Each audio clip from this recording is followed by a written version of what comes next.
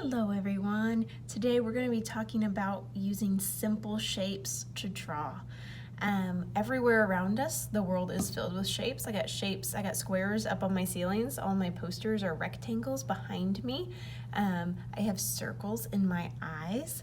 So shapes are everywhere, and if we know how to identify those shapes, we can draw almost anything. So today we're going to talk about making animals using simple shapes. So on my table, I have a picture of a bird. When I look at this bird, I can start to see that there are some simple shapes that make up the bird. For example, his head is kind of a circular shape. His beak is like a long rectangle. It just curves at the end. His eye is a circle.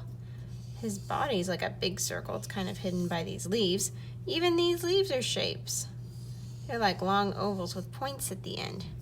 Even my frog has shapes. He has a rectangle-like body, a circle for his eye, and kind of squished together rectangles that make up his legs. I can even look at his toes and see those are circles as well. So if I can identify the shapes of an animal, I can draw one. So today, we're going to be drawing our own animals. I'm going to show you a couple of examples. These are done by other first grade and kindergarten students. So they use some simple shapes to draw a cat. This student used simple shapes to draw a unicorn. So we're going to break it down and show you how to do this all together. So I can choose to do any animal that I want. I think for me, I'm going to draw a picture of my dog, Loki. So whenever I start, I'm going to start with the biggest part of my animal, which is going to be the body. So I'm going to start by doing kind of a big oval. I want to draw nice and big. So you see my oval's almost the size of my hand. So really, really big. So that's going to become my dog's body. Now when I do his head, I notice his head is kind of like another oval that attaches. So I've got a big part for his body, an oval for his head. Then I can start to add some details. Now his legs are going to be like long rectangles, and I just did little bumpy lines at the bottom for his paws. He's got big paws. Okay, so those are two ways I can do it. So I'm going to add he's got 4 legs, so I'm going to add all 4 of those. And here I squished his legs together because this one's in front of that one. I could add his tail. His tail makes like a curved line, and he's got a very fluffy tail, so I'm going to do kind of a zigzag line for his fluffy tail. I could add him some ears. Okay, so I'm using like a triangle shape for the ears. All right, now we're starting to add some details. He's got a nice big nose.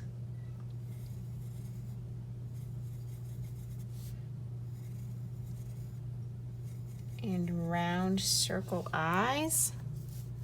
Okay, so now I've got my dog.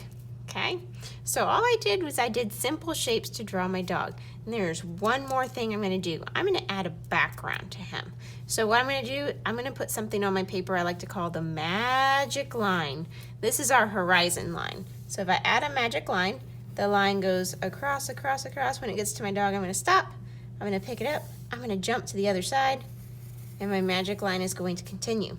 Now I've got the sky up here and the ground down here.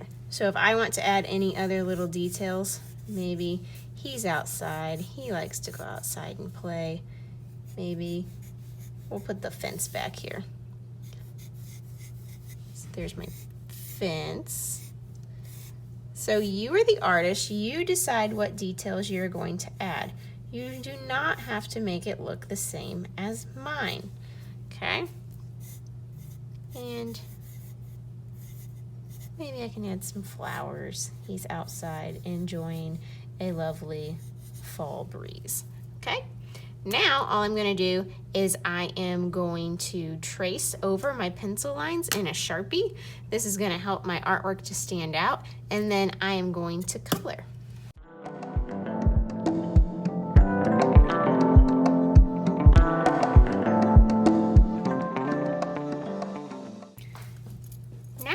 a color, and I'm using crayons to color my creation.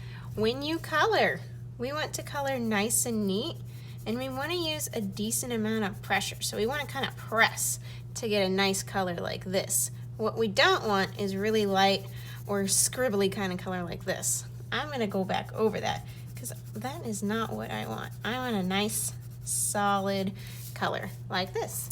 So I'm going to go ahead and color my whole picture.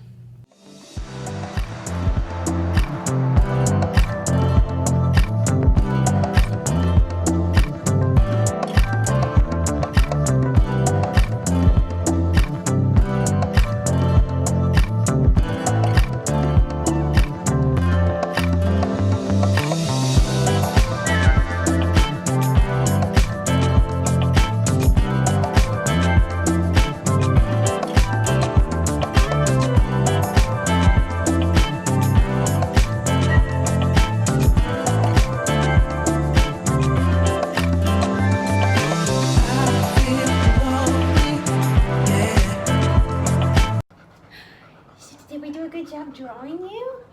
Yeah, did we? Give me a high five. Yeah, that's a good boy.